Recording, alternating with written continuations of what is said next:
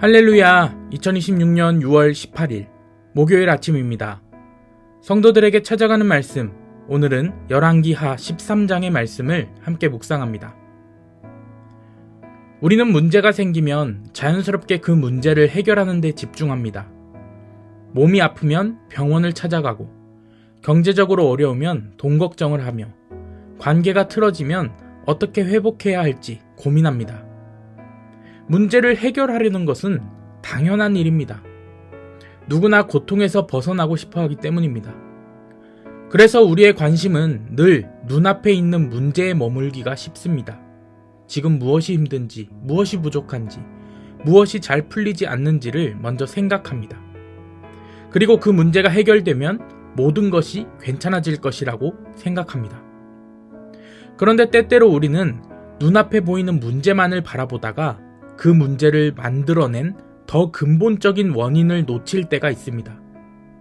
예를 들어서 건강이 나빠졌다고 생각해 보겠습니다. 몸에 나타난 증상만 없애는 데 집중할 수도 있습니다. 하지만 의사는 증상보다 원인을 찾아내려고 합니다.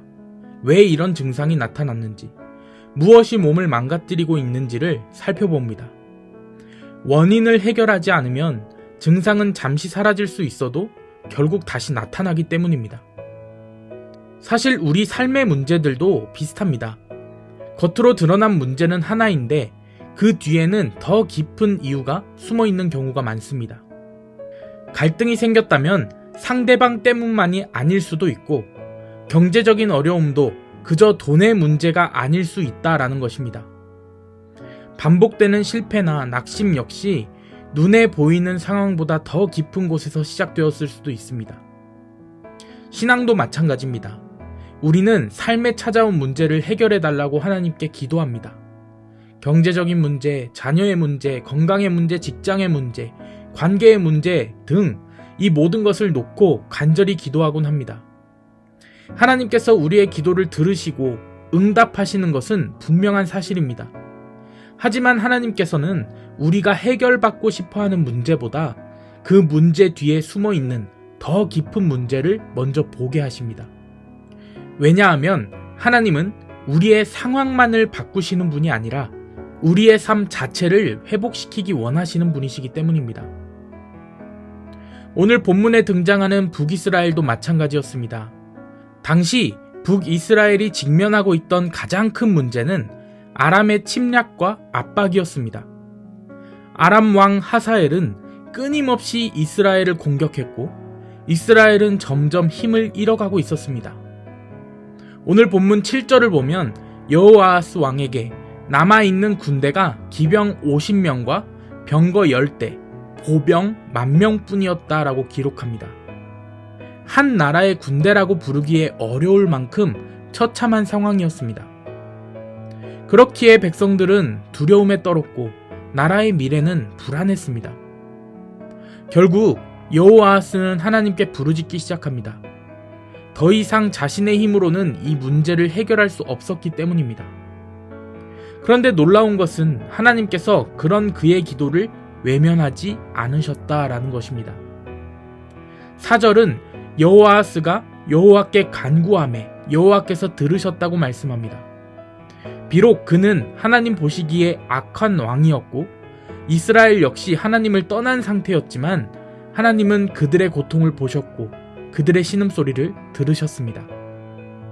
여기서 우리는 하나님의 은혜를 발견하게 됩니다. 하나님은 완벽한 사람의 기도만 들으시는 분이 아닙니다.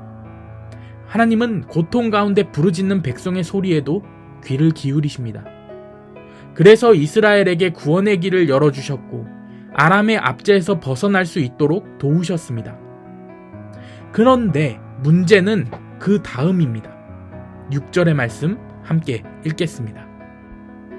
그들이 이스라엘에게 범죄하게 한 여로보암 집의 죄에서 떠나지 아니하고 그 안에서 따라 행하며 또 사마리아의 아세라 목상을 그냥 두었더라. 아람의 문제는 어느 정도 해결되었습니다. 그러나 그들의 신앙은 변하지 않았습니다. 하나님께 도움을 요청할 때는 간절했지만 위기가 지나가자 다시 예전 모습으로 돌아가 버렸습니다. 하나님은 그들의 마음이 하나님께로 돌아오기를 원하셨습니다.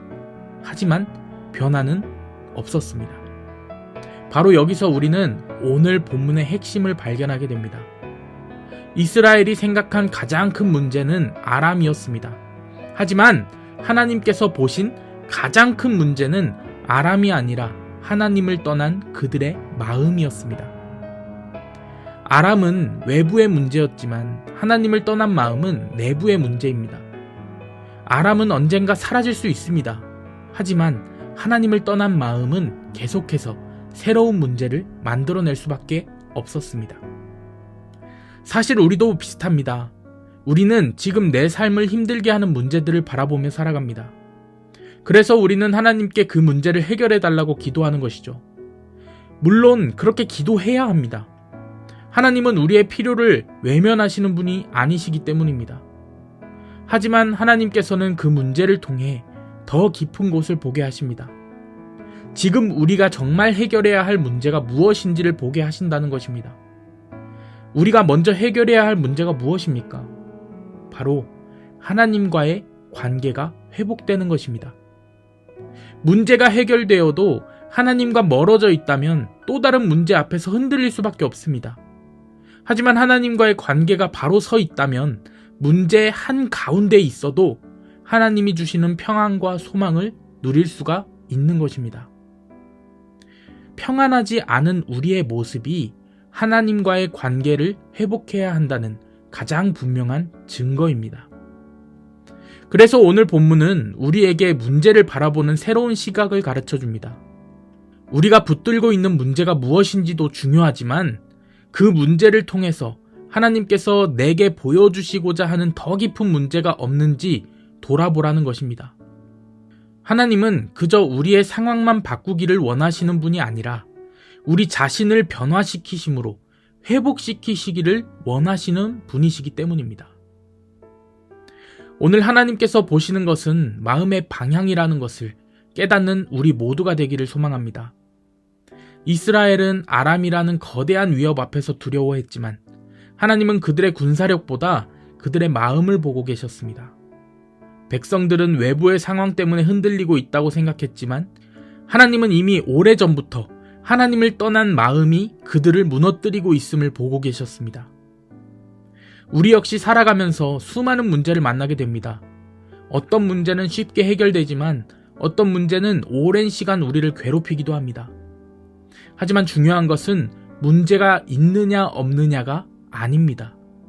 그 문제 속에서 우리의 시선이 어디를 향하고 있는가입니다. 문제라는 것은 우리를 무너뜨릴 수도 있지만 하나님께 더 가까이 나아가게 하는 통로가 될 수도 있습니다. 그래서 믿음의 사람은 문제만 바라보지 않습니다. 문제를 통해 일하시는 하나님을 바라봅니다. 그리고 그 과정 속에서 하나님께서 자신의 삶을 어떻게 빚어가고 계시는지를 배우게 됩니다. 오늘 이 아침 내 삶의 가장 큰 문제가 무엇인지보다 내 삶의 가장 중요한 자리에 하나님이 계신지 이것을 먼저 살펴보는 하루가 되시기를 소망합니다. 하나님보다 더 크게 보이는 문제들을 내려놓고 다시 하나님을 삶의 중심에 모시며 살아가는 우리 모두가 되기를 주님의 이름으로 간절히 축원합니다.